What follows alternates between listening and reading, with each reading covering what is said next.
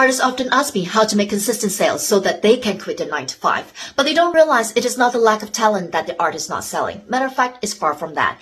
And if you're asking the same questions, here are 4 reasons why your art is not selling. Number 1, your art collection could benefit from some improvement in pricing and cohesiveness. Number 2, identifying your target audience and developing a marketing plan to increase sales is essential. Number 3, promoting your work effectively is crucial, as people may not know you exist. Number 4, providing a place for potential buyers to purchase your artwork is also essential. The reasons may be extensive, and figuring out each obstacle with a solution may take some time. But if you want to save yourself ample time to go through trials and errors, I have a quicker solution for you. Why don't you shortcut your learning by going with someone that has done it successfully for over 20 years? If owning a successful creative business and quitting your 9 to 5 is your eventual dream, I invite you to my free webinar so you can learn how to create a cohesive art collection and market your art with tried and proven strategies. Grab your free training now.